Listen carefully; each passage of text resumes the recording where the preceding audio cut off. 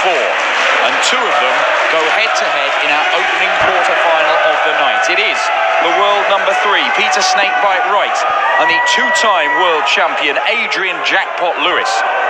I'm Dan Dawson. Alongside me for the opening game is Paul Nicholson. As it is, Snakebite and Jackpot looking to be the first person through to the semi-finals here in Germany. I think it's really amusing that with all the support that Snakebite gets, he's trying to push the one or two Jackpot fans out there. Good banter from the lads up there on the stage.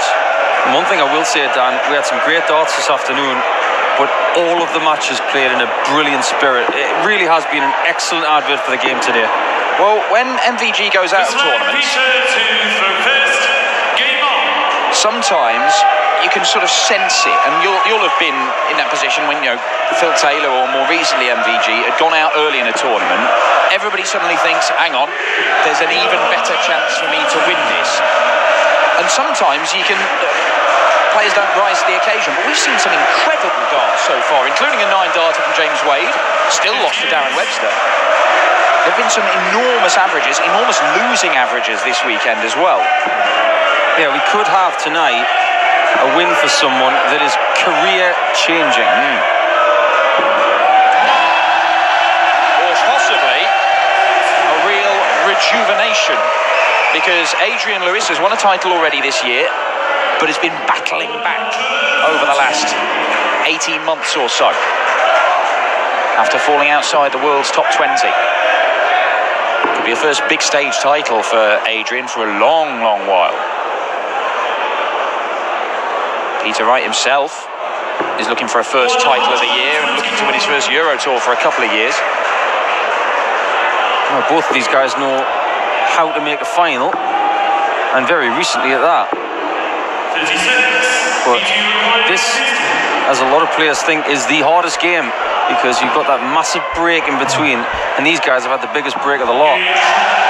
No problem whatsoever, actually, because the number 3 seed just had an 11-darter at the start, so obviously he's got everything right this afternoon, and the likelihood is both guys will have gone back to the hotel, maybe had a little bit of sleep, reset themselves, had a shower, put on a fresh shirt. If you're Peter Wright, you're just wearing the fire pants again. Might change a winning formula, eh? Indeed. Darts seems to be going a little bit flatter in the early stage of this one, Peter Wright. I don't know if he's tinkered with his equipment a bit. They usually stand up a little bit more, a bit like Adrian Lewis is.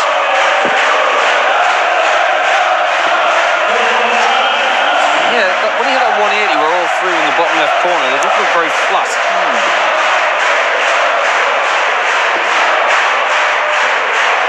I think sometimes he does a lot of things on the fly, does Peter, and he can make changes mid-game that other players can't make. Even if it's just how he's holding it and delivering the dart to the board. I mean, the World Match Play last year, he took 6 sets of darts with him. But that set that he used and had that ridiculous stretch of legs without missing a double, I honestly thought he's not going to change these, because that was just such a good display. Yeah, incredible. Great start to this game. Got to look at the 12 segment. Now to the 13. 12-darter Adrian Lewis. This one is heating up very nicely, and I'm not talking about Peter Wright's pants. 11-darter and a 12-darter. Some start to this. Adrian Lewis averaged almost 110 this afternoon. It was real proper vintage Jackpot stuff as he saw off Joe Cullen. You can tell from the look of Peter Wright just there when he hit that ton that is not going to be good enough to start legs off. If he's hitting a ton, Adrian's going to be on him like white on rice. There's been a couple of 96 averages for Peter Wright so far this weekend. It's been good, it's been solid, without being spectacular. Might need something spectacular here. And this half of the draw, all major champions. Peter Wright, Adrian Lewis, Darryl Gurney, Stephen Bunting.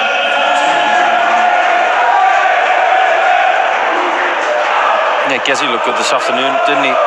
Very impressive against Johnny Clayton. And Johnny, averaged mid to high 90s, but Gezi has got that quality now where he can average 102 like this afternoon and make it look very normal. Right, I think you could make a case for anybody here this evening walking away with a title. They have all shown some quality stuff, either this weekend or in the preceding weeks.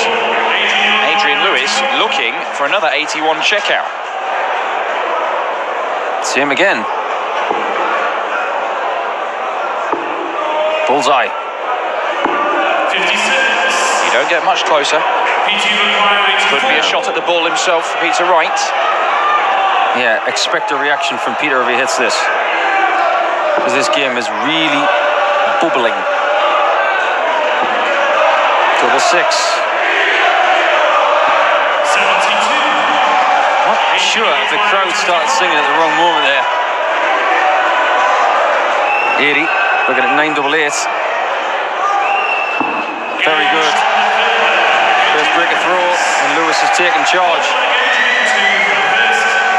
Adrian Lewis does shade the head-to-head stats between these two. Look at that, 117 average and 2-1 down. Silly stuff.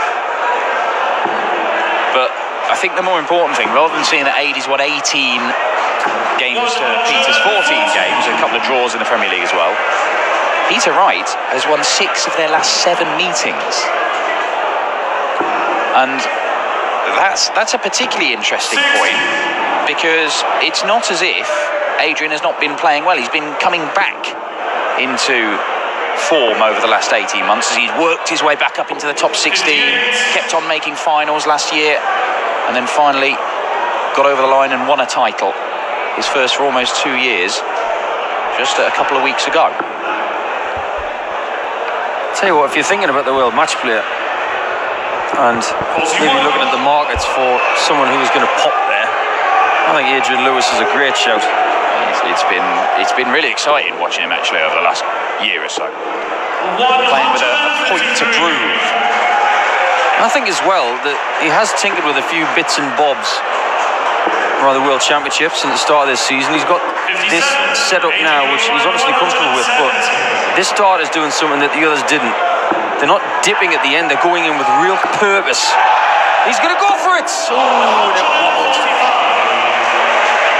He almost raced through that as if he wanted to throw it before he changed his mind. Can't leave a finish, but he can at least get down below 200. What would someone say to that? It's good for your average. That's not good for a 25. Double 4. Yeah, it doesn't matter. As long as you get there. Isn't that right, Dan?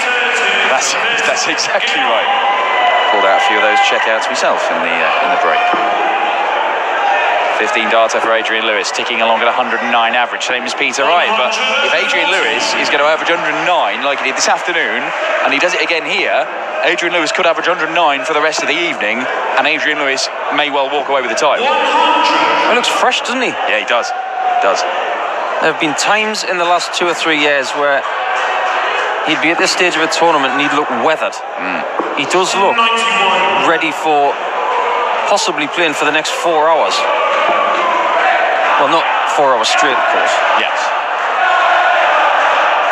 It's a really interesting dynamic, because when you first game on, you've got to give it everything you have.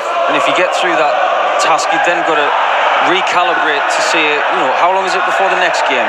How do I prepare for the next one? You've almost got to do it on the fly, because you don't know if you're going to win. Well, Adrian Lewis has won one of these Euro Tour titles. It was a long while ago.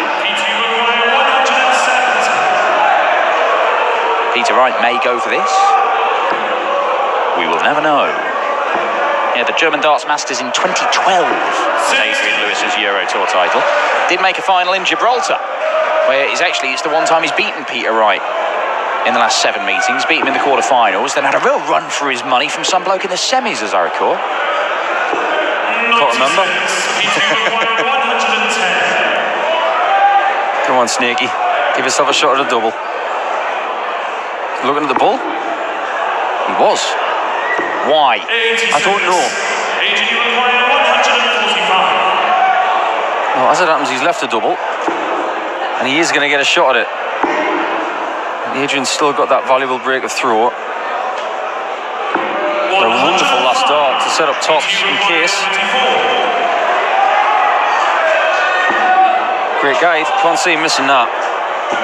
Oh, what do I know? Double six. Doubles have cost him in this match, and Adrian is pouncing. 5 darts missed at double 12 and double 6 by Peter Wright so far in this game. Adrian Lewis does not miss double 10. It's another break of throw. 4-1 to jackpot. It's interesting that you brought up that 2012 German Masters, because I was there at Sindelfingen that year, and it was before the event started to be streamed. Yeah. There was a match there, which I may have talked about before, but I really can't forget about it. It was James Wade versus Simon Whitlock. They were both averaging well over 105, and it may be the greatest game that's never been seen. It was astonishing. Well, thankfully, it was the following year when they started live streaming these European tours, and they've not stopped since. So where's this come from?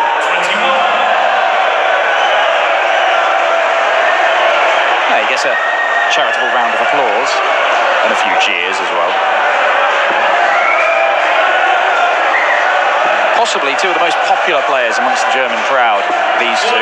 I agree.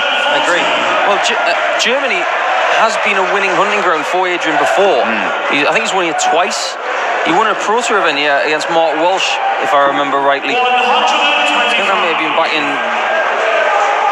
2009, 2010. 2010, yes.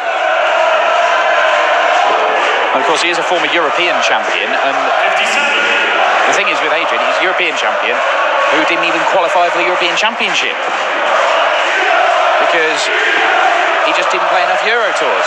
He skipped a few, he missed out on qualifying for some, he wasn't high enough to come there as a seeded player. And what you have done, it was a wake-up call when he dropped out of the top 20 in the world, and he realised he had to get back on the tour and playing week in, week out. And it's paying dividends, because look what he's doing now. He's playing some really good stuff, winning titles again, and he is looking very, very likely. And that action looks smooth. It really does. There's no shoulder in it. It's all back and forward. It's looking as good as ever. And Peter Wright is in all sorts of trouble here. 99.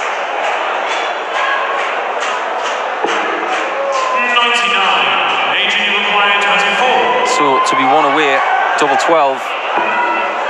And here, double 6. I think that's awkward because his darts are lying slightly left. He may have to go high.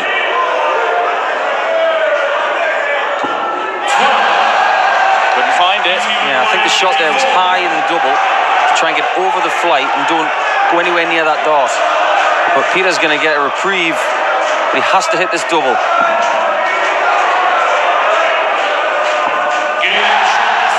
Dart in hand, and listen to the crowd here in Hildesheim. They want to see Peter Wright make a fight of this. I saw Peter Wright playing earlier on against Jermaine Watermina, and he was wearing the fire trousers and the black shirt and the somewhat singed look. It reminded me of when he played Kim Hybrex at Halloween. Do you remember that game? Was that the European Championship? It was. It was a belter of a game, and Snakebite was dressed with this crazy orange and black beard as well. Yes. That was arguably one of his motif. best. Wasn't that the tournament on... Did he even have like a sort of Ted Hankey style blood dripping from the corners of his mouth? Yes. Makeup, yeah. See, I believe that Snakey has got another level to go to. I think it's only a matter of time before Joe and Naomi and Team Snakebite go into face paint and make him look like the ultimate warrior, you know. And Peter Wright and his family are not 59. shy at trying to capitalise on his image. I mean, look at the amount of Peter Wright wigs and T-shirts and all sorts of stuff you see at the European Tour venues. Oh, lovely stuff. First 180 for Adrian Lewis. And it could be another 4-visit leg to hit Peter Wright straight back. still first to 6 at this stage. It's first to 7 in the semis, first to 8 in the final. Peter Wright's given himself a chance here, but I'm not sure if he's coming back to the board in this leg. I have to agree. But he does get a chance. And he said that the crowd upped the volume after the last double 10 that he hit. I think it would go up even more if he hits this 109.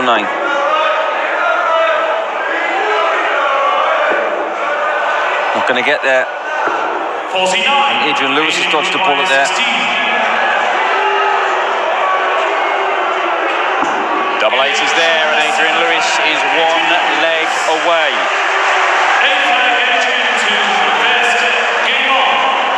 Peter Wright made the semi-finals last weekend on the Euro Tour, and by doing that, he maintained his position as world number 3. If Adrian Lewis wins 1 more leg, I believe that Peter Wright will drop a spot. He will become Scotland's number 2. And the world number 4.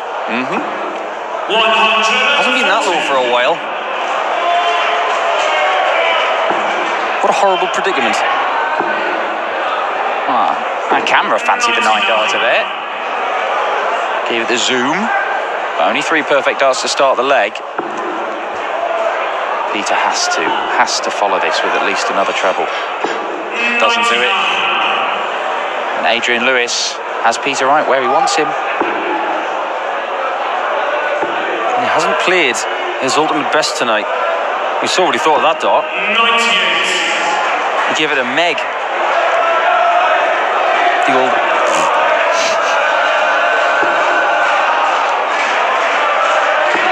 Good lead from Peter. That's excellent darts. Great use of the board. Treble 20. Treble 19. Not to be. We do not see the 127 in game shots from Adrian Lewis. Peter Wright has a double chance at the treble 20 here.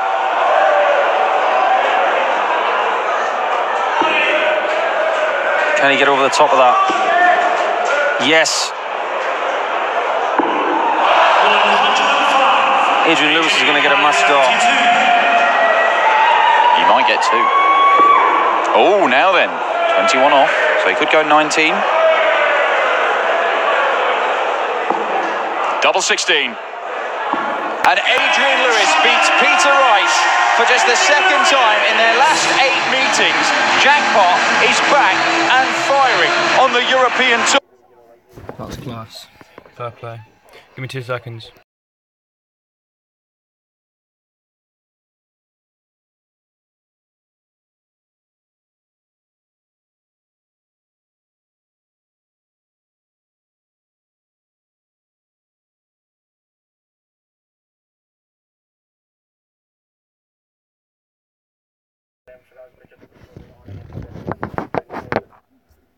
You think it's going to end in a draw, or even they're going to win it because they're pushing forward as well. But and then to win it, then I'm sure we'll look back at the season regardless, and it'll be a good 3 points for us. In terms of bad news, I think he's done another one ahead of you in the assist league title. No, obviously at the end of the day, it's helping the team. That's the most important thing. It's not about obviously competition on the side. Does he mean it? No, I don't think that. No, of course, like we said at the start of the season, it gets the best out of both of us. If we're having strong competition, then it helps the team, because I think that's maybe about 17 between us now. So, it's a good 16, so it's a good return, and there's still 6 games to go. So we need to keep pushing, and all of us need to keep pushing, because we need wins and we need goals, and that's what we did. Well done, both. Thank you very much. Those two driving each other on, what an asset they are to Liverpool. 9 assists now for Andy Robertson, 6 for Trent Alexander-Arnold. But what about that reaction, Graham? What does that reaction tell us about Liverpool today? Will to win, that's what won them the game today. They weren't silica, they weren't at their best. They huffed and puffed as they started well for 10 minutes. Tottenham started really well for 10 minutes. Then they had 25 minutes Liverpool in the first half, and Tottenham finished stronger for 10 minutes. For me, in the second half, I think it was mostly Tottenham. They just dug out a win. Sometimes you have to do that. They were gritty, they were determined, and in the end, the scruffy old goal, but just a determination to win the game. And I have to say this, I think, and I played here and I managed it, this crowd don't get frustrated. They could have quickly become nervous, and that could have been losing eyes, transferring themselves to the pitch, and they didn't. you know, they still support the team to the very end. And it's very easy to play in those circumstances when you know the crowd are with you. And obviously it's the same at Old Trafford for that one as well. They support them out to end. But for Liverpool today, it was a result that they dug it out. They're not the best. They're playing with a nervousness which they're going to have to free themselves of over the next 6 games. Because if they continue like that, it's going to be nail-biting stuff. They've got to somehow shed that nervousness and go on and play with a free-flowing football. But they've dug out a result today against a very good Spurs team. Is that a concern, Robbie, or should it be a positive for Liverpool that they keep fighting away, whatever it is? Well, of course it's going to be positive because you keep getting results. It's definitely a nervous second half, and there's no question about that. When Tottenham stretched out their system and they went to a 4-4-2, they were much better in control of the game. They passed the ball with more circular, getting more options on the ball, and Liverpool couldn't deal with the ball. In terms of Liverpool, they don't care. 3 points at the end of the day, they come on for it. The players you've seen at the end, the crowd was absolutely electric at the end of this game. So listen, full credit, and they kept fighting, they kept going on till the end, and they'll take a lot of confidence knowing that when they are behind in games, or whether it's a 1-1, they know that they have the players who's got spirit that can come in and win the game for them. They can't keep relying on people making mistakes. I mean, Maurice is gifted at something. Enjoy the day, analyse today. You've got to do better. That has to be the message to them. They have to free themselves from that nervousness and play the football that's got to the stage. 6 games to go, you need to win every game by the looks of it, and you can't do that. You've got to free yourself from that, taking an extra touch at the wrong time. Just get on and play as you've played most of the season. That will to win will not win you this league. There has to get back to being a bit classier and a bit more polished when it matters. And you can't always rely on someone making a run to win your game. Well, let's focus on that second half, Robbie. Did Spurs deserve the equaliser when it did come? Yeah, I think so. Yeah, as I said, they realised the system wasn't working for them in the first half. As I said before, 4-4-2. It's a fantastic ball by Harry. Clever run as well. He gets it. Full credit to Moore getting the box.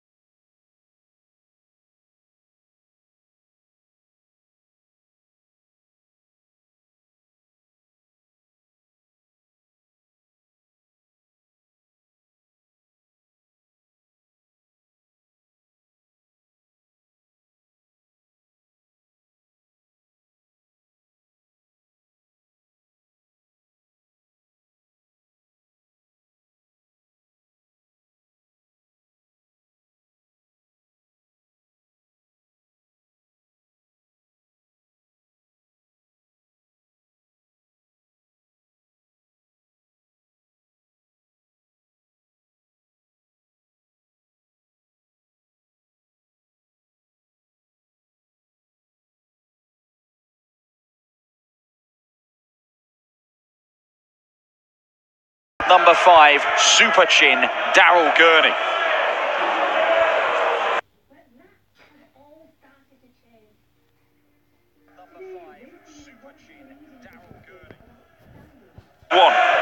He beat Rob Cross, red hot.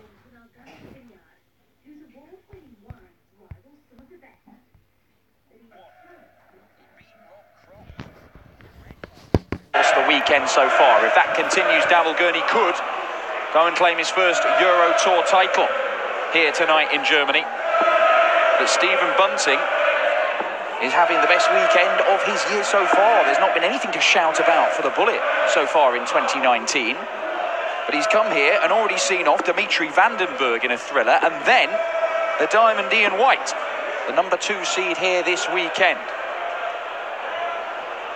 Alongside me in the comms box for the second quarter-final here at the German Darts Championship, it's Rob Malarkey as the Bullet takes on Super Chin. Yeah, indeed. Looking forward to this one as well, Dan. Should be a belter. Daryl Gurney for a 3rd successive European Tour event. The Players' Championship Finals winner is involved in a Euro Tour quarter-final. But he's up against a resurgent Stephen Bunting, number 15 seed, into the latter stages on the European Tour stage once again. Gurney hoping to reach a first Euro Tour semi-final since the Dutch Darts Masters in May of last year, when he beat Stephen Bunting in the quarter-finals by 6 legs to 2. However, it was Bunting who came out on top when they met in the European match play in July of last year. 6-5 the score in that one. So 1 apiece in Europe in 2018. Yeah, Bunting does shade the head-to-head stats, 6 wins to 3. But the thing is, 3 of those wins came back. Well, one of them was in the BDR and one in the very early days of their PDC careers. Since then, it's been one guy wins, then the other, then the other, then the other. So it's been very even over the last few years, very much since Daryl Gurney established himself as one of the top players in the world over the last couple of years.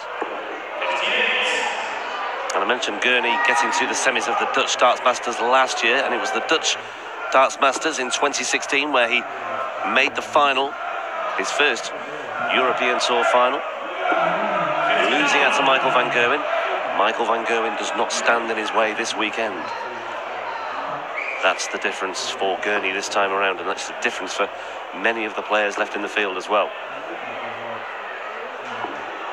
Well, the one thing you can say in this half of the draw, all of the players know what it's like to win big stage titles. Daryl Gurney is a 2-time major champion. Stephen Bunting's a former world champion. Adrian Lewis, a 2-time world champion. Of course, Peter Wright, who's now departed, has won 6 of these Euro Tour titles, as Gurney cannot find 61st dart. But he is going to leave himself, tried to leave himself 30 there. Ball 25 ball. Okay, treble 20 for tops. Potential breaking throw coming in. If Gurney can pin the treble first dart, he gets 2 darts at double. And so far this weekend, that's been enough for Daryl Gurney. Is it enough here?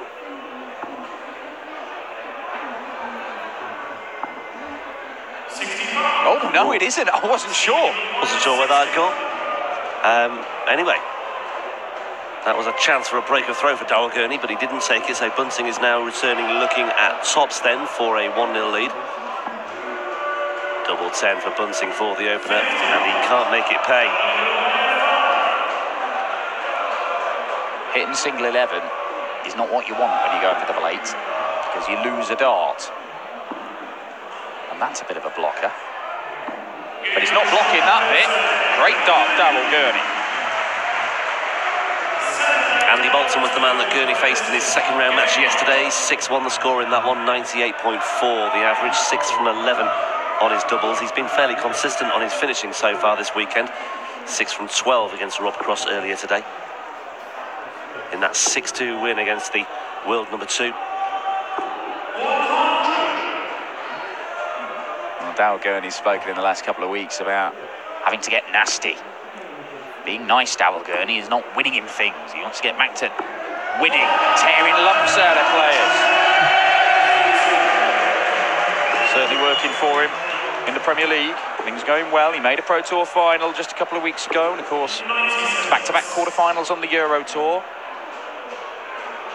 Still think, well, we know he's got another level to reach. If he can unlock that this evening, he could complete the set. Pro Tour type, floor title, major title and a Euro Tour title. It is something he's targeted this year. Not many players have done it. Not many at all. He's earned just over £216,000 in prize money since the start of September. As Daryl Gurney, he had that run to the semi-finals of the World Grand Prix, as well as that success at Minehead in the Players' Championship finals.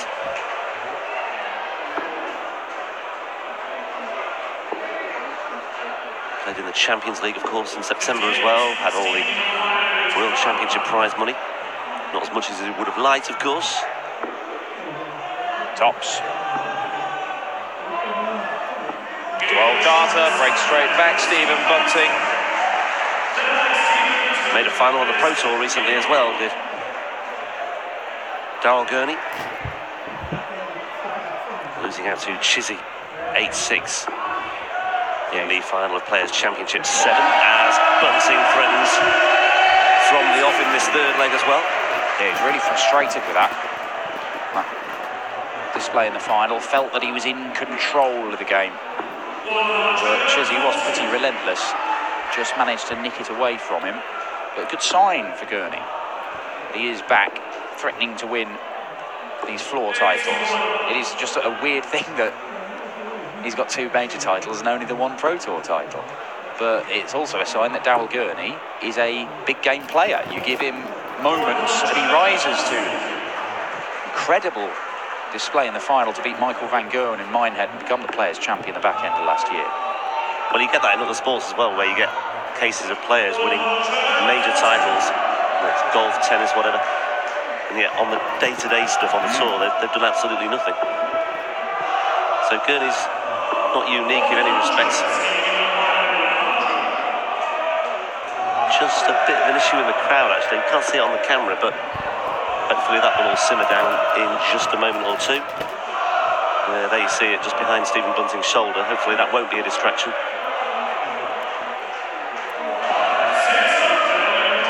Evidently the Peter Wright ultras upset at seeing their man go out the tournament.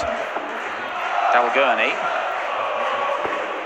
doesn't get a dart at the ball, and Bunting can go into the lead here.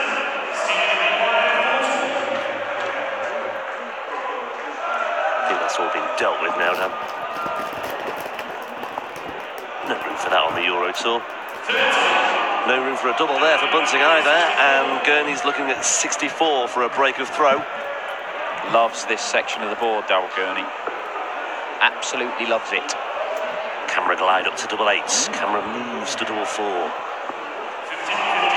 Camera focused on giving his reaction.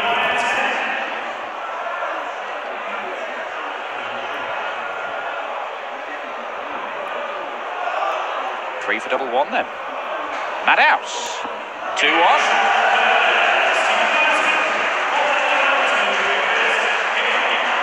Well, Daryl Gurney, so solid on the finishing so far this weekend.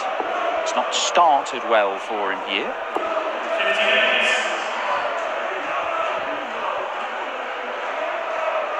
Plenty of time to turn that around.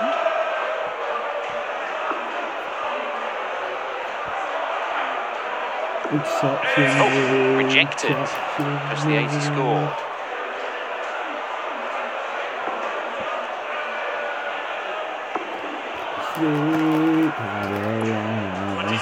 Big week for Daryl. He'll be heading to Belfast, his home country in Northern Ireland, on Thursday. The Premier League, playing in front of his home crowd.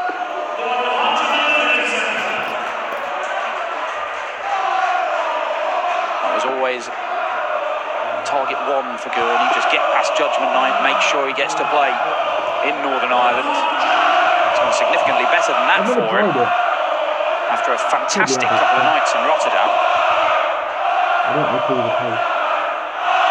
The German crowd have only got a lot more friendly in the last few minutes, haven't they? Just sing a little song between themselves. Normal service resumed on the Euro Tour. That's what we like to see. And normal service resumed for Daryl Gurney, firing in his first 180 of this contest.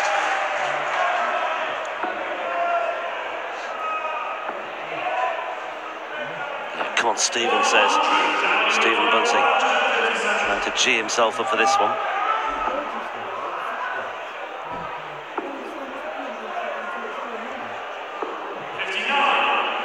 We've already had one break of throw apiece in this match. Bunting looking at 1-2-4 for another. Oh, and with that, the chance evaporates immediately. He's going very, very left.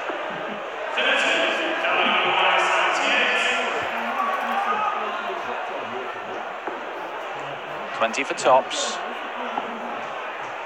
Just needs to make sure he stays well away from that gigantic dart that he's landed in the single 20. He does just that. That's more like it from Super Chin.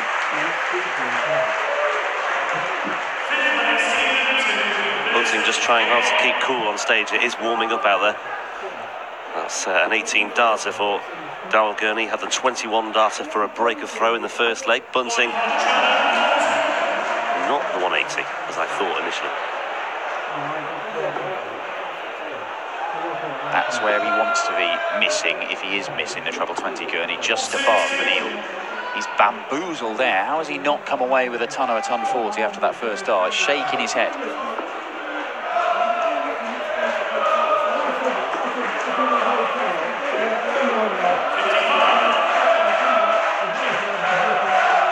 Two semi-finals on the Euro Tour last year for Daryl Gurney. I mentioned the one in Zwolle. There was also a run to the last four of the German Darts Grand Prix, which was the second event of 2018. He lost to Van Gogh in that day as well, 7-3. Yes, the one in Zwolle, I really thought that was when Daryl Gurney was going to go on and claim the title. He had MVG on toast in that game, and he let him get away from it. Well, he missed a match darts at double 12 in the 10th leg. That would have won the match 7-3, and then he missed a couple more in the 12th leg for a 7-5 win. That was the weekend that MVG won, and it was probably the worst tournament victory we've ever seen from him. He was nowhere near his best, and just people could not put him away. Daryl Gurney looked like he was going to do it, and had he done it, then... Was that the Ricky Evans weekend? No, that was the Steve Lennon weekend. The Steve Lennon weekend. Yes, could have been the All-Irish final, couldn't it? Yeah, there was the Willie O'Connell weekend, the Steve Lennon weekend, the Ricky Evans weekend. Look at this. 1, 2, 3. Simple. For Stephen Bunting. Nicely done. I'd say he's been sort of threatening that. He's been a little bit off on the doubles at times today, apart from in that second leg, but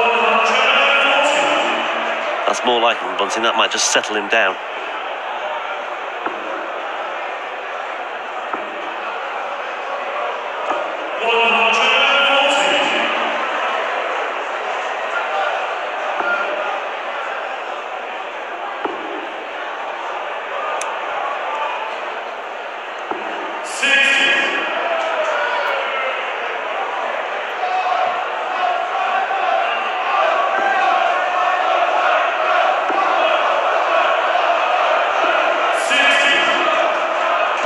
Dart for dart, these two in this leg.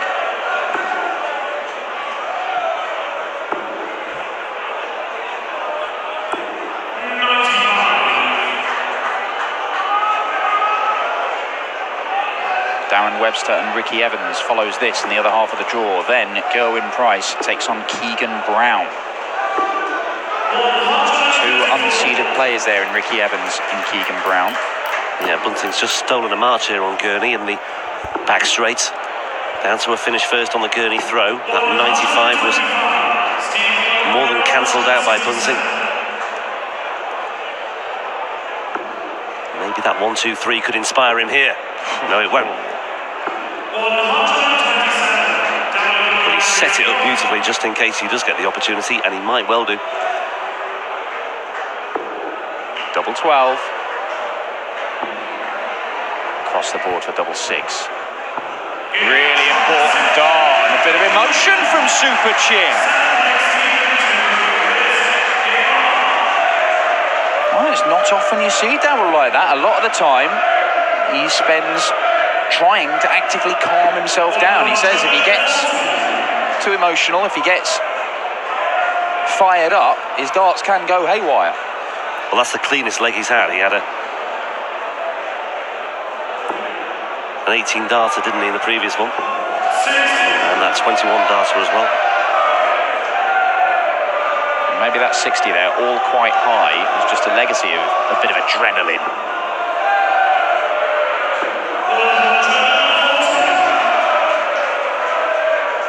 Oh, look at that. Daryl Gurney is a big scorer, but he is being completely outscored by the bullet in this one.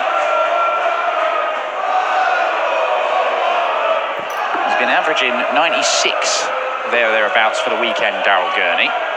And yet, he's some way off it here, but he's still in the game. And he's been doing this year, Daryl Gurney, finding ways, even though he's not playing his best, to win stuff. And that's a good habit to be in. Well, he looks absolutely crushed with that sum 40. There was room for more.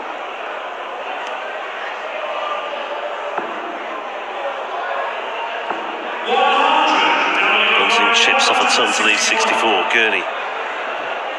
Can he pull out a showstopper here? No, he can't. Bunting will return at 64 to just inch a little closer towards a place in the semi-finals in that meeting with Adrian Lewis. Great dart. Really good stuff. 14 darter for the bullet. 2 legs away from a first ranking semi-final since that European Tour event last summer in Hamburg where he beat Gurney.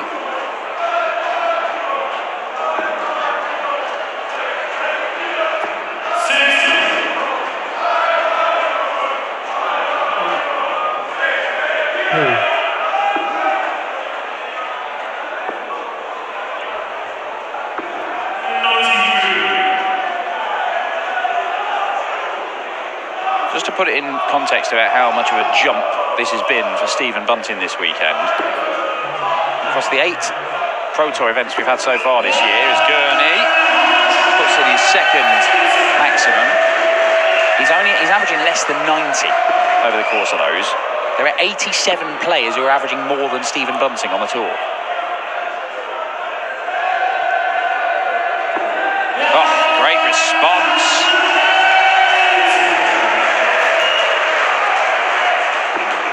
Terrific stuff from Stephen Bunting.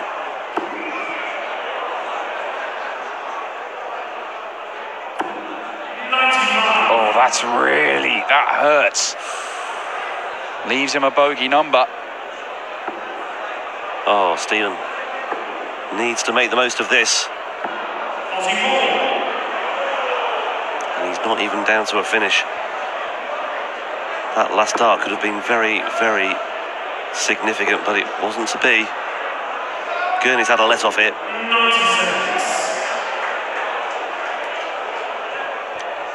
You see this from Gurney at times. The body language, it just isn't great at all. He seems to... It's just the way. It's just his style, isn't it? He always tries, as I say, he tries to keep himself calm because he knows if he gets fired up, he can lose control of his darts. You'll see a big release of emotion every now and again, but hey, look.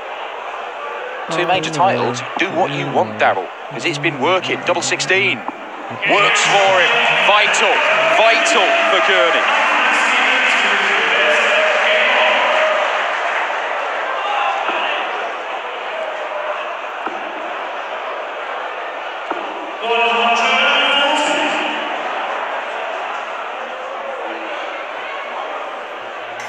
Despite those averages that you mentioned, or the numbers of people with higher averages than Stephen Bunting, every now and then he just seems to give a little reminder of what he can do. I thought a really good example last year was when he went down to Gary Anderson in the World Match Play. I thought he played really well in that first round match.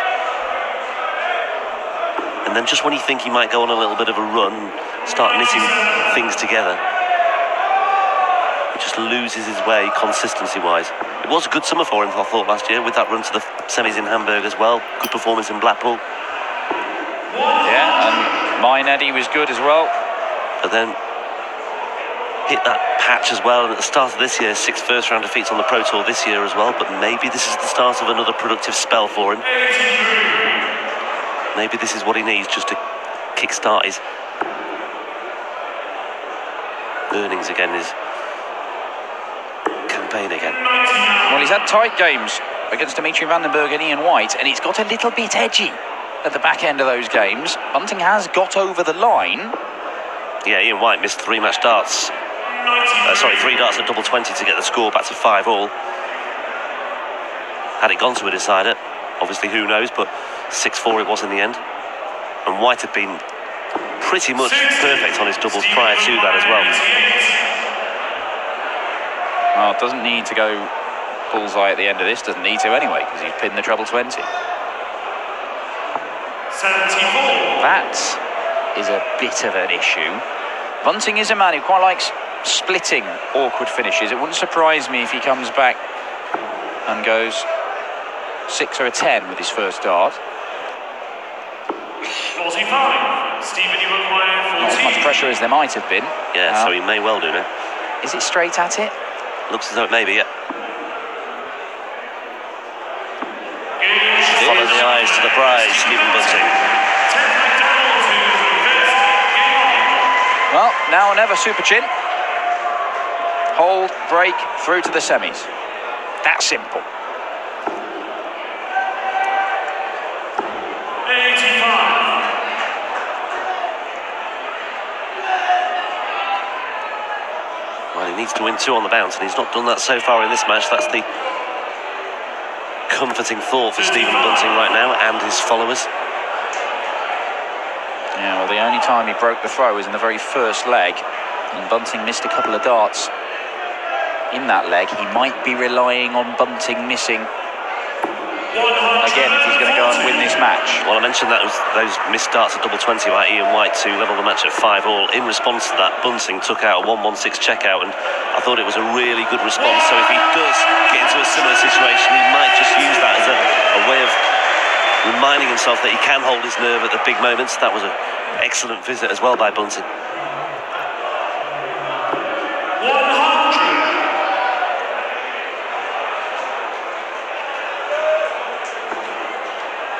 He's been under pressure already today.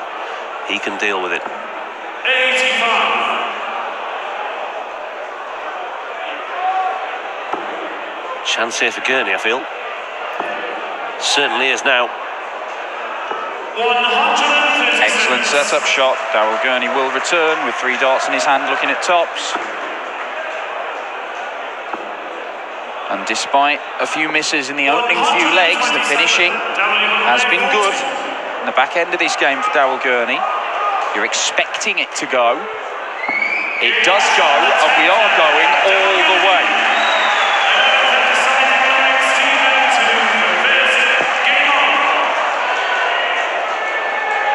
Gurney has had comfortable wins, 6-1 and 6-2 this weekend. Bunting has been in battles. Oh no.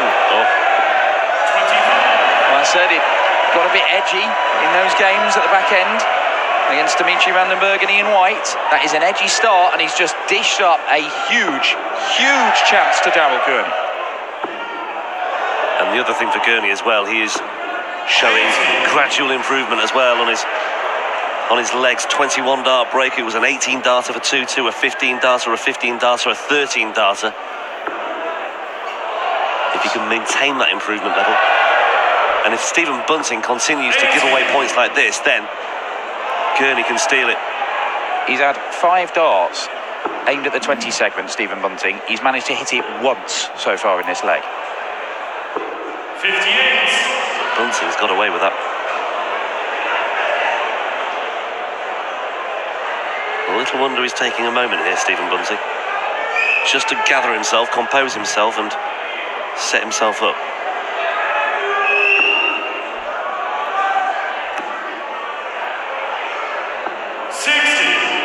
6,500 £6,500 in ranking money for making the semi-finals. Stephen Bunting, number 15 seed. That tells you that his position as a seeded player is under threat.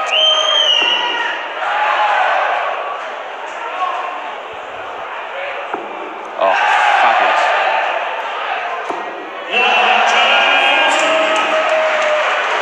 We had 5 sub-100 visits there at the start of this leg. Gurney has just taken control, and Bunting's nowhere near that treble 20 there. That's more like it. Daryl Gurney has got himself a chance.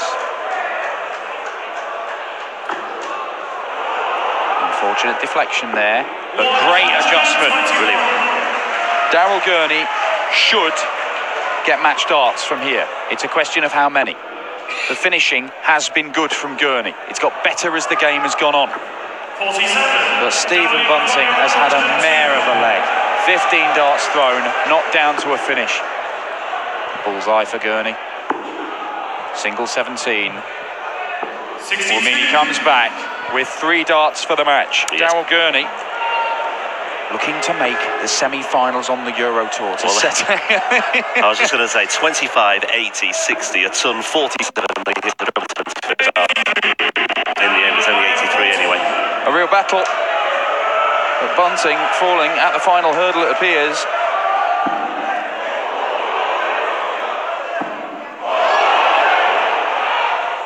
Also we thought, Dan. Also we thought. Wow.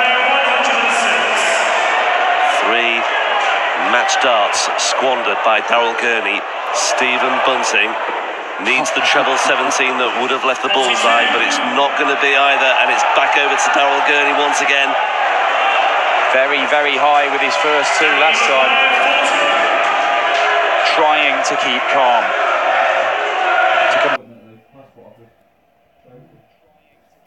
I'm sorry. He won that. I'm sorry. It does that all the time.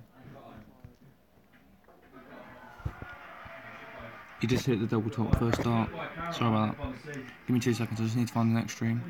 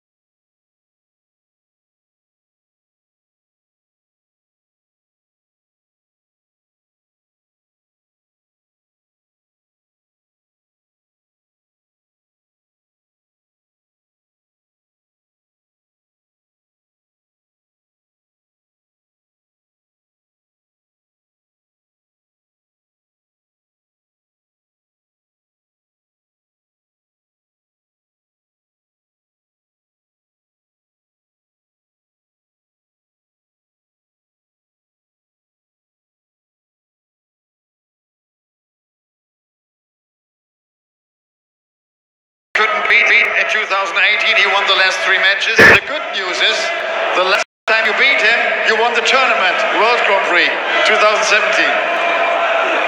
Yeah, but I'm a better player now. Okay. No, I said the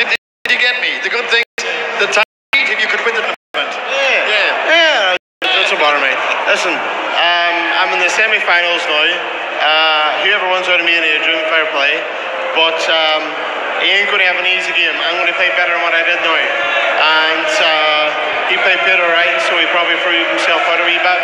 But he knows he ain't going to get an easy game against me. See you later. Daryl. Thank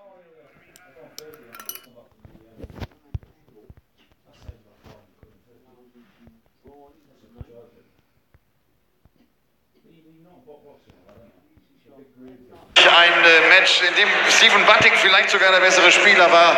Und er hat das ja ziemlich genau aufgeschlüsselt, in welchen Situationen er was geworfen hat. Das brauche ich, glaube ich, nicht alles zu übersetzen.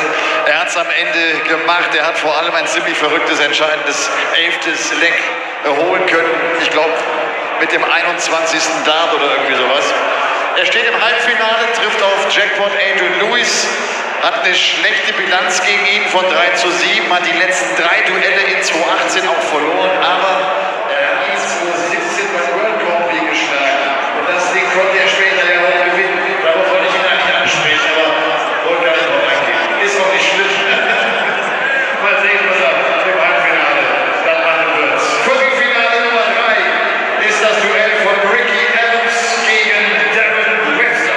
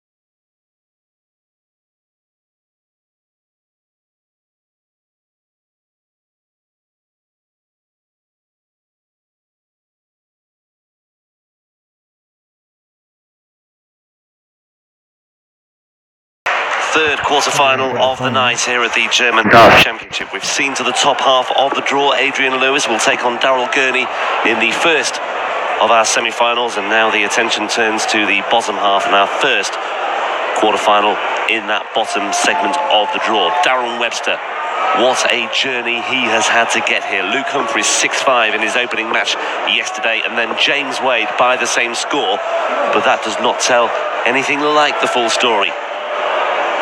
Averaging 101.68, but Wade averaging 105.64 in defeat and producing another 9-darter on the European Tour. It was an absolute cracker in the afternoon session. Turning points aplenty, but Webster it was who came through to take his place in his first Euro Tour quarter-final since late last year. He made the last 8 in Riesa, where he lost to Danny Noppert 6-5. He's been on the receiving end of his fair share of 6-5 defeats on the European Tour stage. Ricky Evans has been here before as well. Went all the way to the final in Holland last year. And so he will not be fazed by this experience in the slightest, despite just dropping his darts momentarily there. Just feeling the heat, maybe, Ricky Evans, as he takes to the stage for this quarter-final. Paul Nicholson alongside me, Rob Malarkey, for this one. Yeah, I'm looking forward to this, and yeah, sometimes you get a little bit jittery at the start of a game, and you know, Gerwyn Price is noted for dropping the odd dart, and as long as you're not throwing it forward, you're allowed to retrieve it and throw it, and Ricky will be all right now. And like you say, he's been here before. He knows what quarterfinals and semi-finals and finals, for that matter, are like on the European Tour. But Ricky's looking to do the Norfolk double today, trying to take out the King and the Demolition Man, both who hail from Norfolk.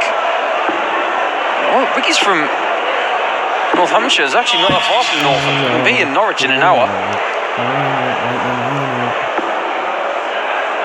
Yeah, he's had a good run as Ricky Evans. Robert Thornton, 2-time major winner, 2-time PDC major winner, 6-4 in his opener. Mensur Suljovic, the number 5 seed, beaten 6-4 in round 2, and Mervyn King 6-4 earlier today, and it was a 101.68 average for Ricky Evans as well. Another standout performance, 5-1-8 as he lobbed in that one as well. And Darren Webster was looking for that 1-4-1 that Wadey hit against him earlier. He was unable to do so, and Ricky should get one shot at a double. Does, it's double 16. You've got to be careful what you say about Ricky, because he can be there before you can actually say the sentence. Double top for Darren. He was deadly on that earlier. He was 4 out of 3 on double top earlier, because he went tops on one of the shots. But Ricky Evans gets that first hold. It's a good start for the Northamptonshire ace. And great start on that leg from Darren. But what I was going to say, Rob, is that a lot of people have been talking about the progression of World Youth Champions. Obviously Aaron Monk, who was the first one in the current scheme of the World Youth Championship, where he beat Michael Van Gerwen. Obviously Van Gerwen's done all right. James Hubbard was the next one from Norfolk. But Ricky's been in a final where he was with Michael Smith. Keegan Brown is in this session as well. He's won that tournament. We're starting to see some of those World Youth Champions really kick on. And another finalist, Nathan Aspinall. So if you do well in the World Youth Championship, get to the final, you can write your own ticket by the looks of it.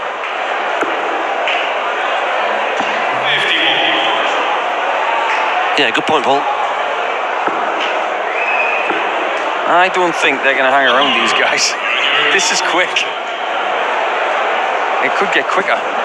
Very good shot at tops as well. Webster won't mind that at all. You know, he'll be happy to tick over at Ricky's pace. I don't think that'll be an issue for him at all. I think it will perhaps suit him. I agree. More than, say, for example, an encounter with James Wade. I absolutely 100% agree with you, because he's like a hamster in a battery-powered wheel.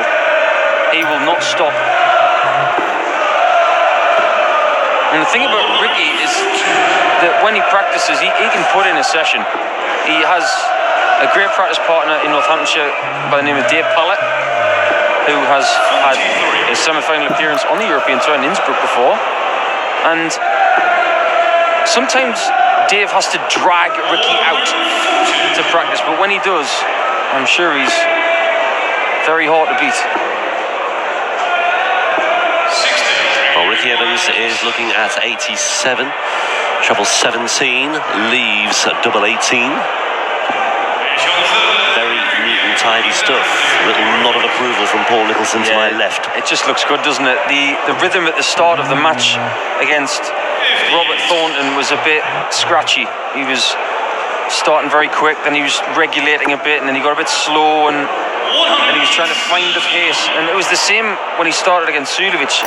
Mensah allowed him to find his rhythm in the first 4 legs, and after that he couldn't touch him. And I think he's found a rhythm and a pace now. He's into this. In cricketing terms, he's in. Now he's just got to score. Well, it's been a really good spell for Ricky Evans, a quarter-finalist here, a finalist at Players' Championship 6 last month as well. He beat Adrian Gray, Scott Baker, Daryl Gurney, Christoph Ratajski, Kyle Anderson and Danny Noppert. There's some names there, I can tell you, to reach his first Players' Championship final. That was a big milestone for him. Lost the final to Gerwyn Price. No disgrace given the way he's been playing on the floor this year. But that run in Barnsley could be, well, it was very impressive, but it could be very important as far as the rest of the year is concerned for Ricky Evans. He's now 18th on the Pro Tour Order of Merit, and that puts him in a great position to qualify for both the World Match Play and the World Grand Prix as well. The World Match Play would be his debut appearance, and that would be a massive deal for him. And he said himself after his win over Mervyn King earlier, you know, he wants to be playing like this week in, week out. He wants to be challenging for the top honours. He wants to be playing for TV titles. He wants to be in the Premier League. You know, he's got clear ambitions as Ricky Evans, and I think he's going the right way about it. Imagine what that'd be like. What, the Premier League with Ricky Evans, or Ricky Evans winning titles? Or both? Oh, the Premier League thing first. I mean, the titles thing's going to come, but imagine Ricky in the Premier League with his taste in music. I can categorically say, I say this hand on heart, Ricky Evans' choice in music is worse than the music taste of Mark Webster, which is awful. Taste in music in terms of what he listens to privately, or taste in music in terms of his walk-on? Privately. Ah, right. Okay. Oh, 80 songs that you've completely forgotten about and banished to the bottom of a volcano. Mark Webster will probably have it on cassette.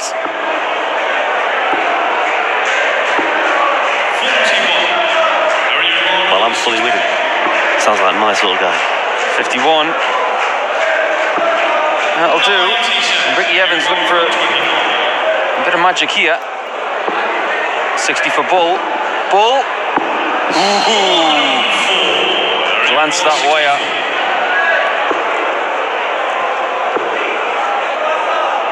Now. That leaves double 12. Didn't mean to leave it. I bet he's glad he did, because that was a beautiful shot and a break back.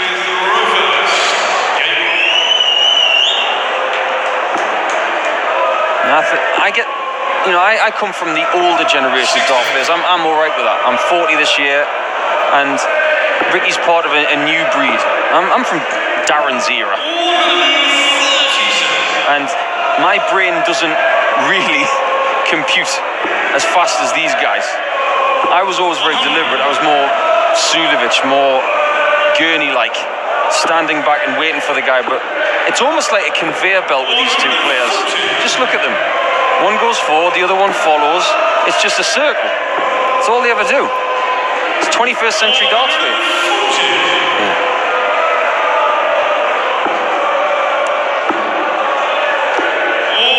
Yeah, Webster barely broke stride there. He just walked back, little arch around the back of the stage, and then straight back into his stride. That's right. It's good, good way to keep momentum. He almost, it's like a run up on throw. 14 for Bull. Double 11. Ooh, he's left the ash down.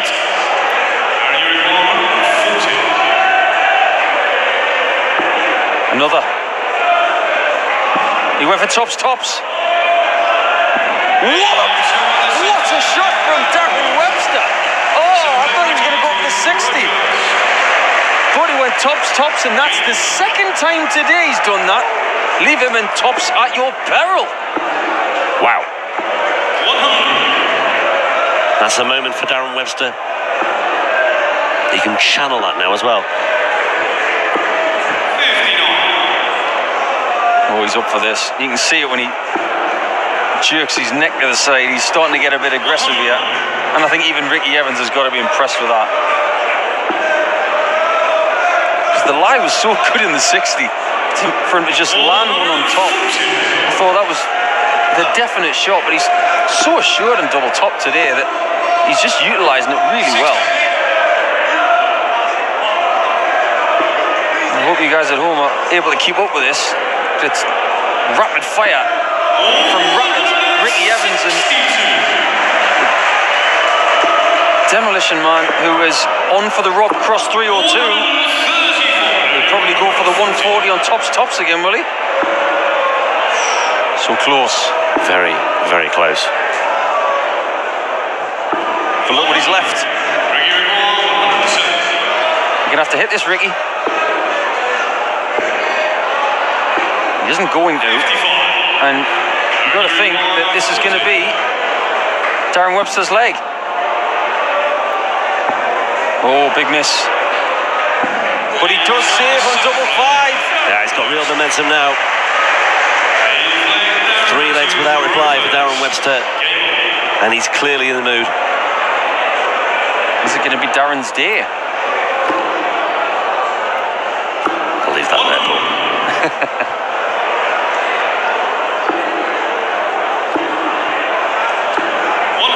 Well, Ricky hasn't really been in this position this week in Hildesheim. He's been bossing a lot of his games, but he's the one being bossed in the last 3 legs, so he's got to find a counter punch from somewhere. I swear if I was watching this at home, I'd be looking for the remote control. I could swear it's been played in ×8.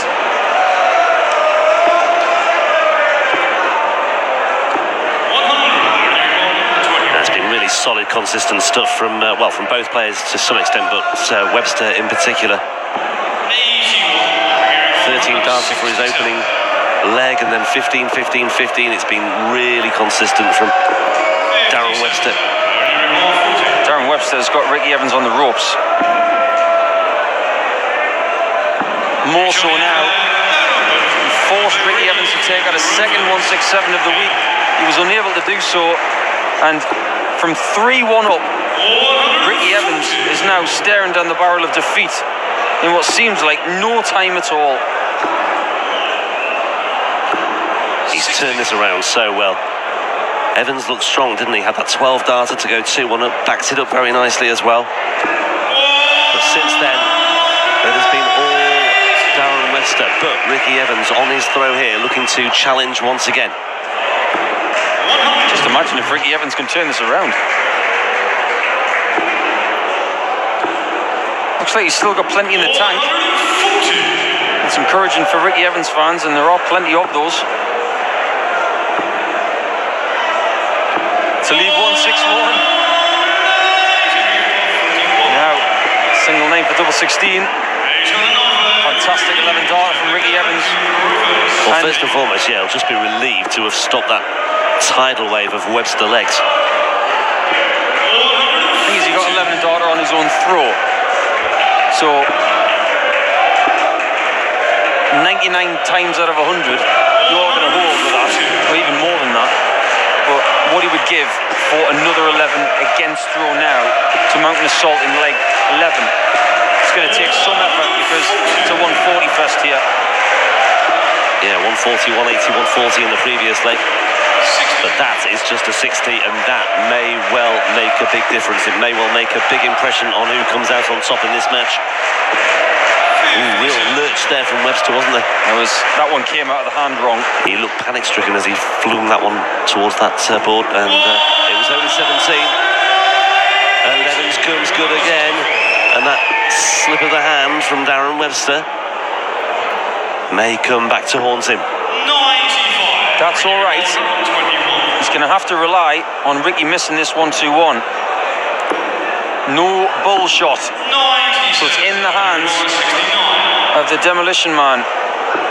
He's got double 12. 1 dart left. He hasn't hit it.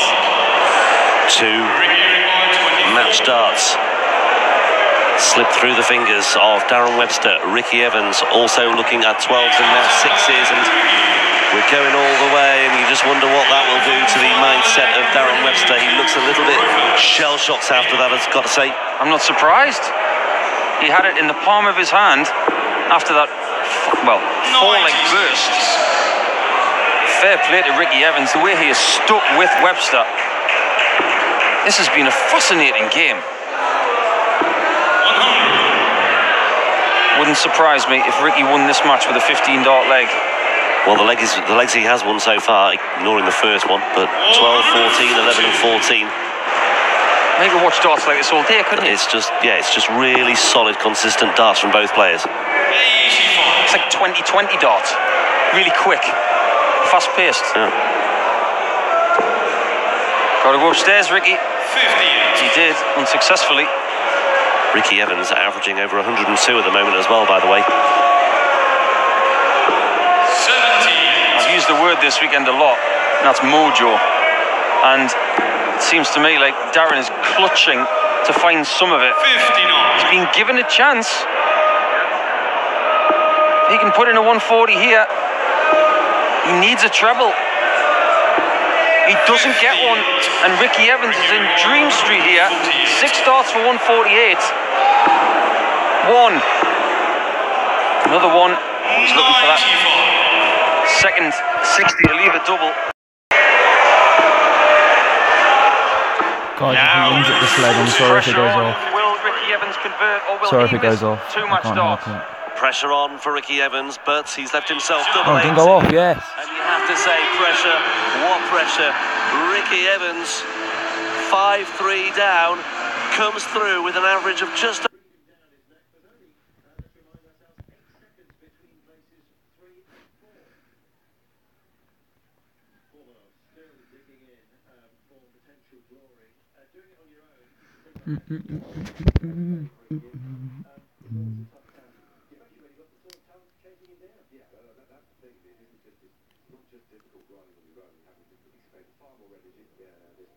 I know it showed the match start. It does that sometimes, and then sometimes it just goes off and then why.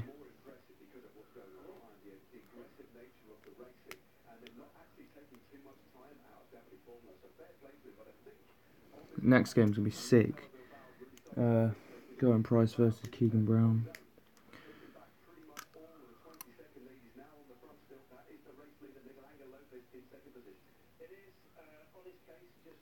I can stand Price. I really like him. I don't know why.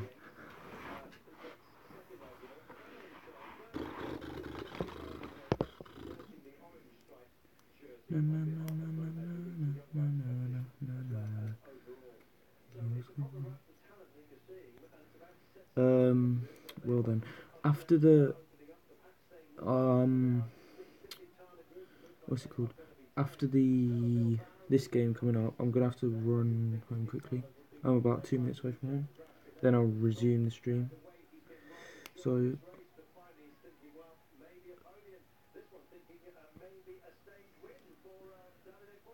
I'm gonna have to end this stream after this one, and then I'll record the semis. Probably like a leg into the match.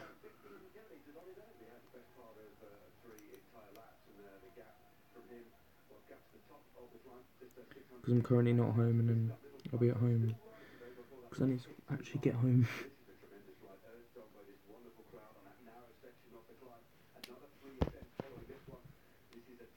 Sidders, I'm pretty sure he always has, hasn't he?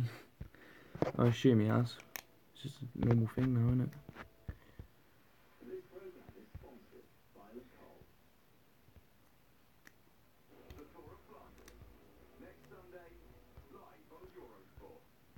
My predictions is... I don't know. It's quite a hard one to call.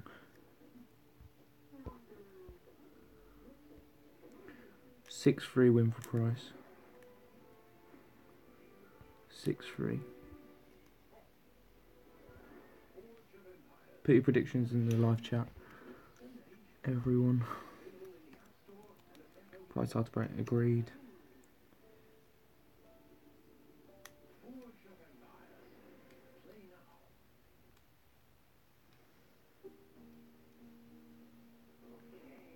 Does anyone know where Michael Smith was, or did he get knocked out first round? I'm not sure. I didn't watch the first round.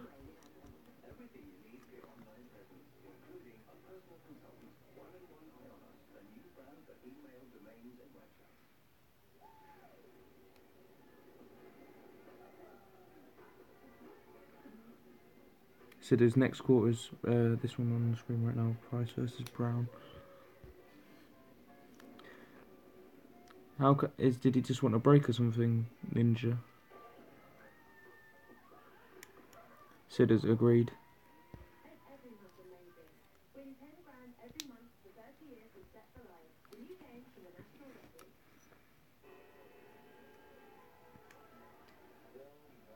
That'll be an amazing game, Price v Lewis, and I can't see Lewis losing that. I don't know why. Lewis is just on form.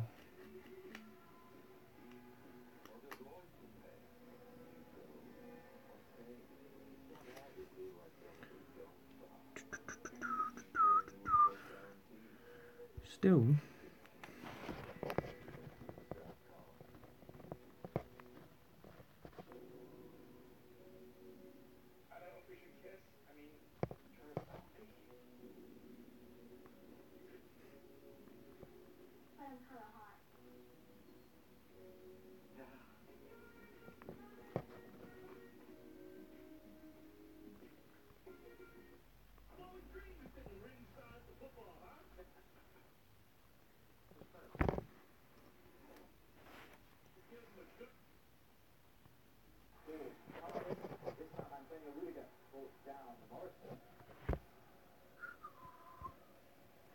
He's here, he's there for fucking Morris. Tyron Mings, he's there for fucking Morris. Tyron Mings. How many players do we have? Shit, 2 seconds. We'll just resume that when they've walked on, because I'll get copyright stuff. How many players are left? 5 at the moment, and then whoever wins this. No, 3. 3 at the moment, and then whoever wins this.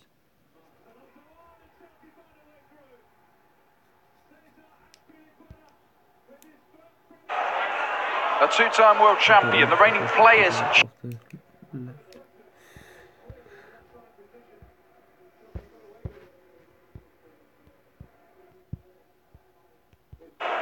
One of them will walk away with the title. Gerwyn Price, the Grand Slam champion, the winner of a European Tour event last year, was the favourite to lift the title at the start of play this evening.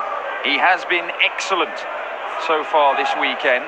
He is averaging almost 99. He's hitting an incredible 63% of his doubles, and he has had dominating performances against Martin and Johnny Clayton. But Keegan Brown has battled his way through and played one of the games of his life to knock the red-hot favourite for the title and 29-time Euro Tour champion Michael van Gerwen out of the tournament. I don't know why it's so laggy. Give me 2 seconds, I'll try and sort it out. I'm Dan Dawson, Paul Nicholson alongside me for quarter-final number 4 for the rapid Ricky Evans in the semis. It is the Iceman Gerwyn Price and the Needle Keegan Brown. If you're wondering why our MC Elmar Polka doesn't say the history-making, record-breaking 29-time European Tour champion, it's because it sounds ridiculous. Well, there's a lot of people out there who possibly think that the favourite of this title is Jesse Price. A lot of people think that this is the hardest game of the weekend after that break, and these guys, for me, have got that strange of do I tell? Give me 2 seconds, sorry about this. It's laggy and I don't know why. It's not for me, but it is for the stream. Sorry about this.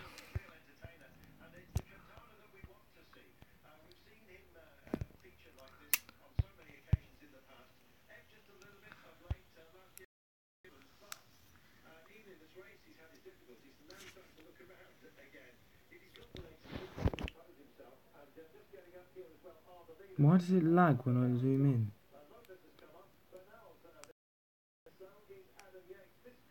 What the hell? Oh, okay.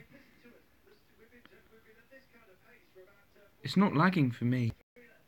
It's lagging for the stream. What the fuck? Sorry about this. I'm not missing much though.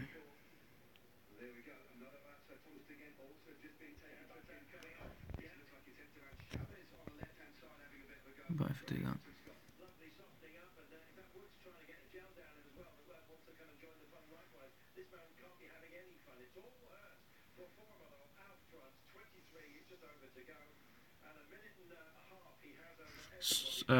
Sorry that it's so zoomed out, but it's lagging if I zoom any further in. Wait, let me just go a bit further into it.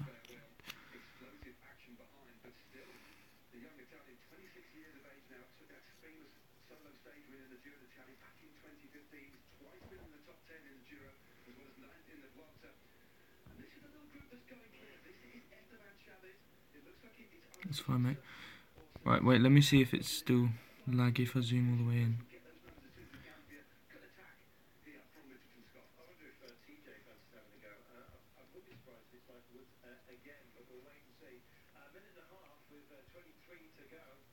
Okay, it's fine now. 2 wins apiece, but they haven't played each other for a couple of years, and it is the last couple of years in particular. In fact, it's the last sort of 10 months in particular where Gerwyn Price has really pushed on and become one of the best players in the world right now.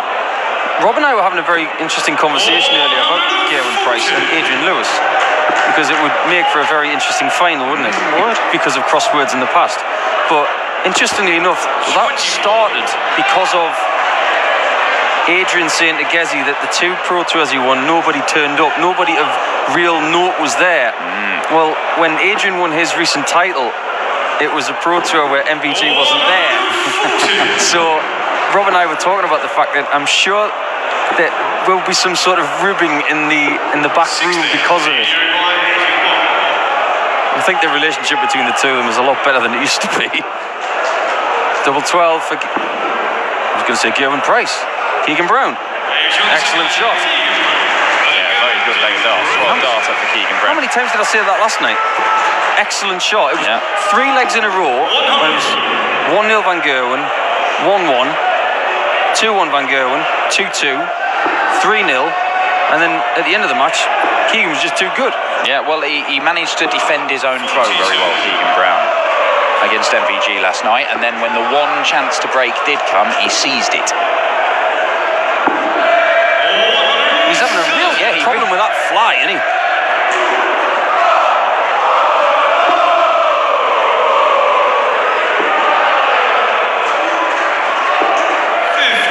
This is where you need Simon Whitlock to ping it. He's the expert at pinging the fly. They got Bobby George to do it on some German, I think it was a German, maybe it was a Japanese game show.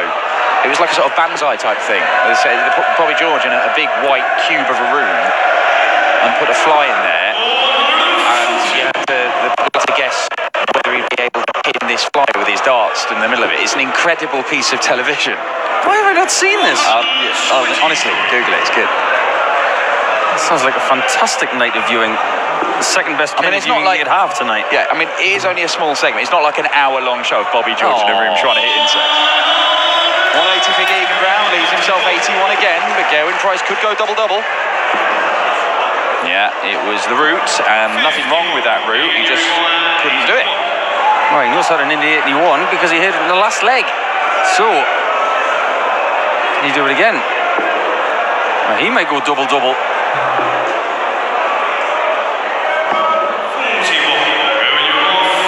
Three darts in his hand, looking at tops this weekend. There's only one outcome. Yep, and nod approval to the wife who is sitting in the crowd this weekend. He's been away from home for nearly 2 weeks as Gezi, and very much like Rob Cross earlier, I know he's looking forward to going home to seeing the girls back in South Wales. It's a tough job, darts, sometimes, especially when you're in the Premier League and you have to flip-flop between places. There she is, Mrs. Iceman. Mrs. Iceman, yeah.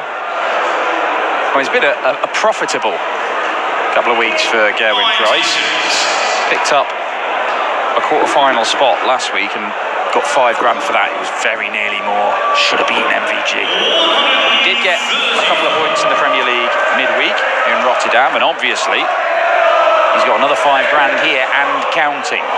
$6.5 grand for a semi-final. 10 grand if you make the final. £25,000 in ranking money if you win the whole thing. I am very much looking forward to Cardiff. I mean, Cardiff Premier League is always good. Cardiff, just in general, is incredible. However, Gezi Price is a slightly bigger deal this year than last year. And after the somewhat controversial Grand Slam, I watched social media for a good couple of hours after the final, and Wales got behind Gerwyn Price. They really did. And I think when he's in Cardiff, we could be seeing something quite special. I wouldn't want to be his opponent in Cardiff, let's put it that way. Well, I don't think he's going to get booed on his walk-on. Although, to be fair, it's nowadays, Gerwyn is playing such good stuff. They boo him on his walk-on, and within 2 visits, they're cheering him because he's firing in big scores and playing good darts. Oh, Keegan Brown. It's a beaut. That was a Rob Cross-esque approach. He's doing very similar work to last night, isn't he? He's staying in there, holding his throat, can't afford any mistakes. Big time dart, big time hit. And he's got that similar focus to last night. There's no exuberance, there's no gesticulating, it's just eyes to the floor, eyes to the board, throw at what you're looking at, type of focused stuff. I like it from Keegan. Well, look, I mean, he battled past Madars Razma in the first round. That was 6-5. He had that incredible win against MVG, defying 108 average for the world #1. And then he just brushed aside James Wilson this afternoon. Wilson is struggling. He's got a problem with his eye that he's going to get sorted out next week, apparently.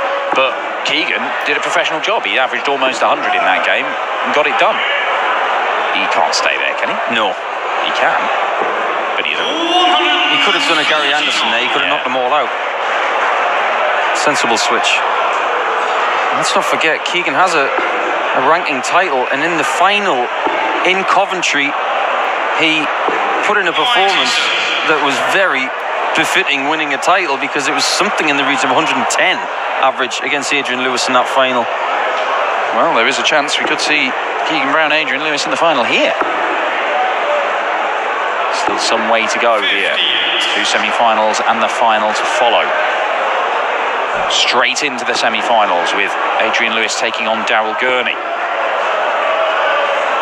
2 real heavyweights in the world of darts. A 2-time world champion in the world #5. The unseeded Ricky Evans faces the winner. Sorry.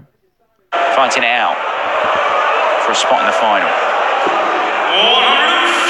Not a lot of grunting from the Iceman this weekend. There was a little bit against Dudbridge. There was a little bit of everything against Dudbridge.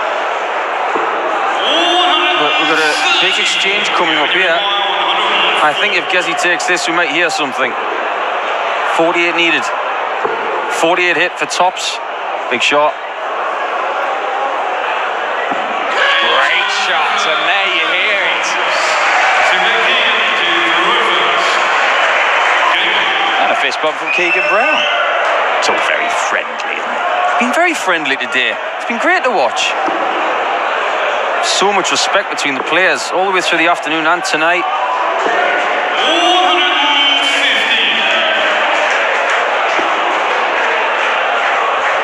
I think the spirit showed from Van Gerwen last night with Keegan Brown was great. It's just and he always does it, doesn't he? It's very rarely that you see Van Gerwen. If somebody plays incredibly to beat him, and you usually have to play incredibly to beat him, he's the first person to congratulate him. John Henderson, he only drew Hendo with MVG in the Premier League, but MVG was quite happy to let Hendo have his moment and acknowledged it. Incredible moment that was. That was cool. I still got friends in Northern Scotland who are still talking about it. They're probably still drenched from that night, because most of the drinks are about 20 feet in the air with Hendo banging in the 180s. Yeah, the Premier League has been fabulous this year. I've really enjoyed it. I'm always going to miss the contenders now that they're not in it. Well, unless the PDC have got something up their sleeve, maybe. Well, Gerwyn Price will be in Belfast, of course. He takes on Michael Van Gerwen in the final game of the night on Thursday from the SSE Arena. Darryl Gurney takes on Rob Cross, a man he's beaten this weekend. Michael Smith not here this weekend. He's back home for his young lad's birthday, Michael Jr. So he's back playing Peter Wright on Thursday. And Mensur Suljovic against James Wade, who we've seen it in 9-darter. 2 9-darters in 2 tournaments on the Euro Tour. It's going to be a tipping nightmare this week, Dan. Now, big score here. Yeah, I don't mind that at all. I think that's a good shot, that bullseye. Might be academic. Double 16. Excellent from Keegan Brown again. He's massaging his inner Keegan Brown from last night. It's the very same performance. He's defending his own throw, and he's hoping that Gerwyn Price gives him an opportunity at some point to break. He's going to need to. He's defending his throw like the Darryl Gurney pizza defender. That's a whole other story. Yeah. If you weren't tuning in last night, then you've missed out. Yeah, indeed, you've missed out on something. Fair to say, though, this isn't the sort of levels of performance from Gerwyn Price that we've seen from him so far this weekend. Look at that, 89 average. And he's not been averaging below 90 very much at all this year. 77. It's very true. He's very high up in the average list. Second only to Cross and Van Gerwen in the Players' Championship Series. Had a spell of 20 games unbeaten, which straddled that weekend where he won 2 titles on a Saturday and a Sunday.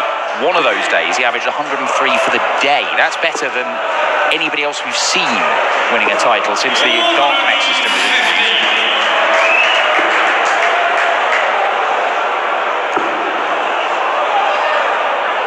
That's a very key 140 from Gezi.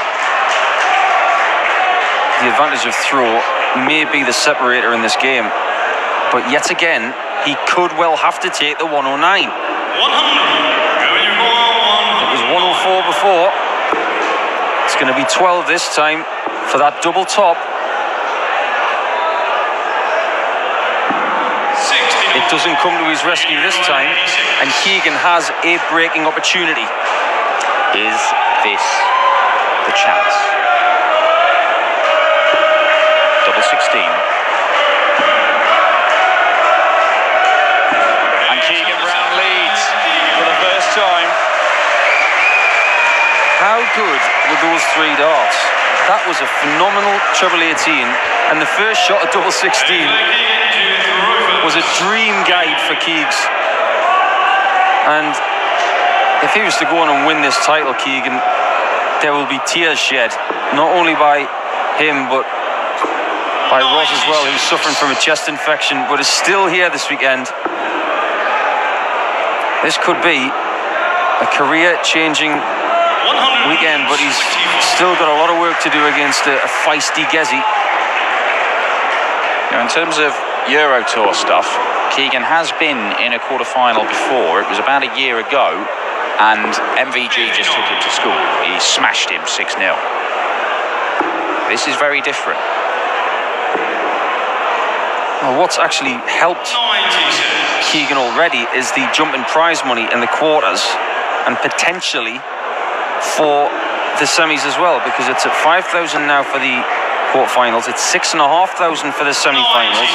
That's going to aid his cause for getting into future tournaments. But I can guarantee you this, there's not one player left in this tournament now who's thinking about that. They want this title. They want to add themselves to that Roll of Honour.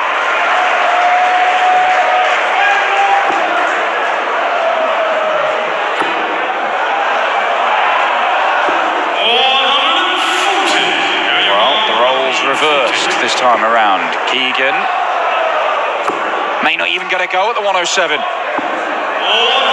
Going to see it. Get those 60s out really quickly because they were dangling.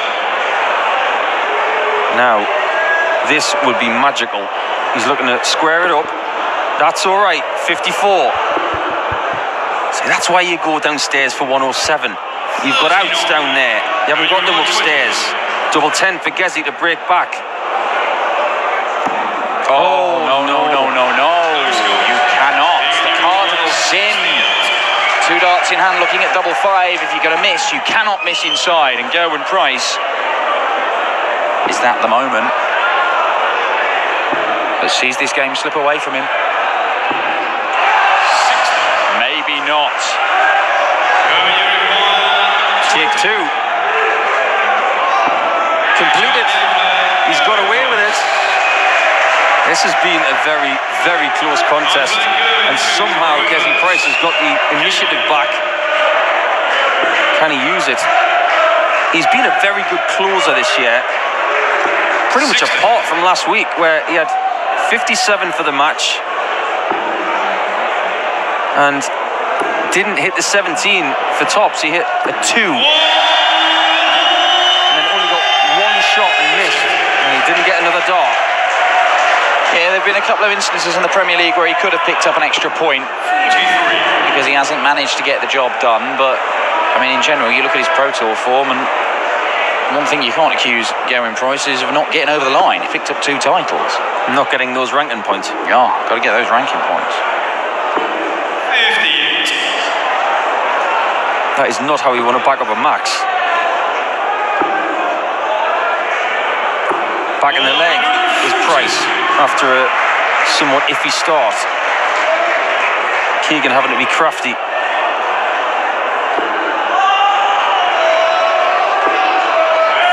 Not crafty enough. Great looking dart.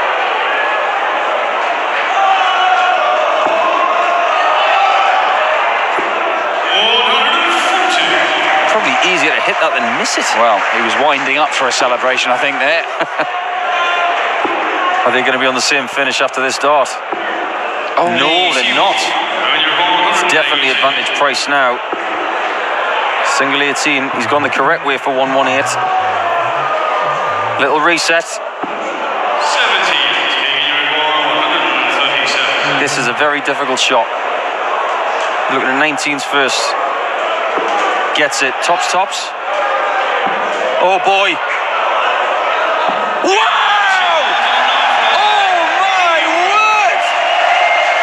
Everybody has to bow to that shot. That was simply sublime. Unreal shot from Keegan Brown. A 1-3-7, 2 double tops, and it means he is throwing for the match. Phenomenally, Gerwyn Price. Did he not take out a 1-3-7 the same way? I'm sure we've seen that shot already this weekend. There's been that many good finishes. I'm almost in the twilight zone. Oh, now then, this isn't over.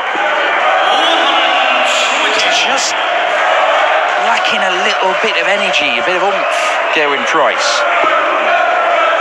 He's not feeding off Keegan Brown. I think it's really smart from a psychological perspective what Keegan's doing. He's not feeding the monster. Well, look, Mark Dudbridge tried some shenanigans in his game, and all he did was get Gezi fired up, and that's when he started hitting even bigger scores at him and closed the game out very, very quickly. Yeah, you can fight fire with fire sometimes, but sometimes you've got to fight fire with something that isn't fire. Well, kill him with kindness. Fight fire with kittens. Well, it's not to quote Dalton from Roadhouse, but be nice. Roadhouse. Strong leg. That was a Roadhouse type shot though, that 1-3-7. We might have to call it the Roadhouse. Well, okay, I'm up for that. Every time it's on now, I'm going to say Roadhouse. Great setup from Keegs. Might not be enough. Double. Chose not to. Why? I don't understand. Well, if he gets this to back up the 1-3-7, it'll be epic. 57. No shot at the bullseye. So Gezi has been proven to have done the right thing. Tops for 5 each. Oh dear. We're going all the way. 5-5. Price has the darts.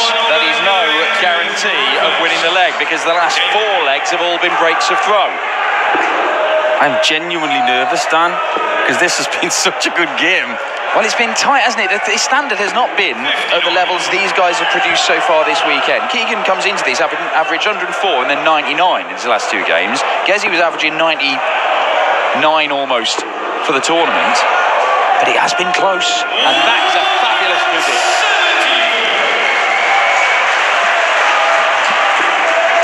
What a first start. He'll be gutted with that. Gutted. That first start was plumb.